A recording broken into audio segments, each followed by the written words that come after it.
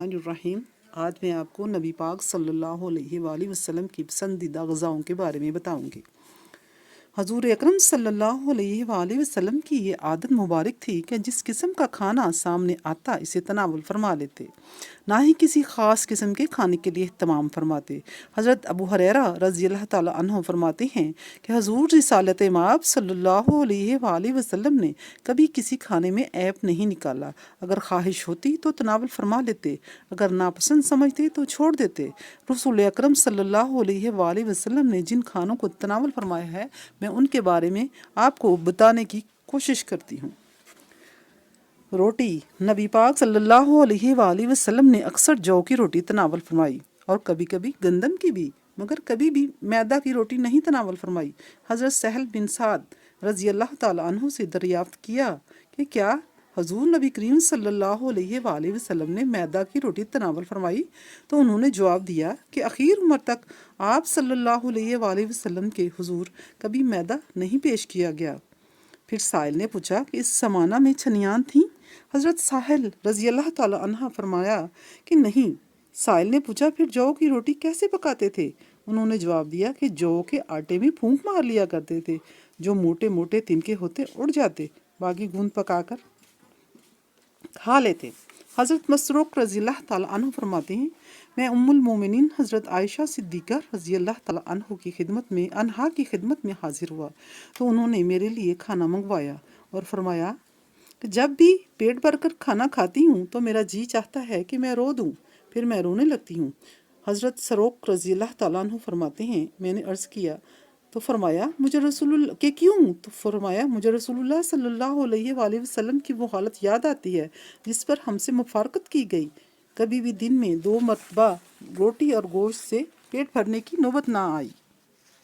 جناب سیدنا ابن عباس رضی اللہ تعالیٰ عنہ فرماتے کہ رسول اللہ صلی اللہ علیہ وآلہ وسلم اور آپ کے گھر والے کئی رات پے در پہ بھوکے گزار دیتے، حالانکہ اکثر حضور نبی کریم صلی اللہ علیہ وآلہ وسلم کی غذا جو کی روٹی ہوتی تھی۔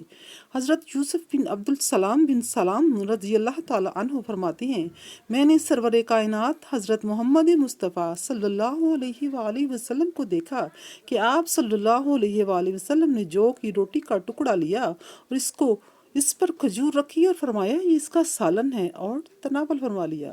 نبی پاک صلی اللہ علیہ وسلم کو گوشت بہت پسند تھا۔ حضور نبی کریم صلی اللہ علیہ وآلہ وسلم کو گوشت بہت زیادہ مرغوب تھا۔ آپ صلی اللہ علیہ وآلہ وسلم نے گوشت کو کھانوں کا سردار فرمایا۔ حضور نبی کریم صلی اللہ علیہ وآلہ وسلم نے شوربے والا اور بھنا ہوا گوشت شوق سے تناول فرمایا۔ گوشت کھانے کے بارے میں نبی پاک صلی اللہ علیہ وآلہ وسلم کی چند احادیث بیان کرنے کی کوشش کرتی ہوں۔ جناب عبداللہ بن حارث رضی اللہ تعالیٰ عنہ فرماتے ہیں کہ ہم نے رسول اللہ صلی اللہ علیہ وآلہ وسلم کے ساتھ مسجد میں بیٹھ کر بھنا ہوا گوشت کھایا۔ حضرت جابر رضی اللہ تعالیٰ عنہ راوی ہیں کہ ایک بار سیدہ فاطمہ الزہرا رضی اللہ تعالیٰ عنہ کی خدمت میں ایک عورت نے 2 چپاتیاں اور تھوڑا سا پکا ہوا گوشت ہدیتاً پیش کیا۔ جناب فاطمہ رضی اللہ تعالیٰ عنہ نے پیالے میں رکھ کر کسی چیز سے ڈھانپ دیا۔ تاجدار عرب و عجم حضور اکرم صلی اللہ علیہ وآلہ وسلم کے حضور پیغام بھیجا۔ حضور اکرم صلی اللہ علیہ وآلہ وسلم تشریف لائے تو حضرت فاطمہ رضی اللہ تعالیٰ عنہ نے وہ پیالہ اٹھا کر دیکھا تو وہ گوشت اور روٹی سے لبالب بھرا ہوا تھا۔ یہ دیکھ کر سیدہ النساء رضی اللہ تعالیٰ عنہ حیران رہ گئیں اور سمجھنے لگیں کہ یہ اللہ تعالیٰ کی طرف سے برکت ہے۔ حضور اکرم صلی اللہ علیہ وآلہ وسلم نے فرمایا اے فاطمہ تمہارے پاس یہ کہاں سے آیا؟ تو انہوں نے عرض کیا ہوا من عند اللہ ان اللہ یرزق من یشاء بغیر حساب، یہ اللہ تعالیٰ کی طرف سے ہے، بے شک اللہ جسے چاہتا ہے بے حساب رزق عطا فرما دیتا ہے۔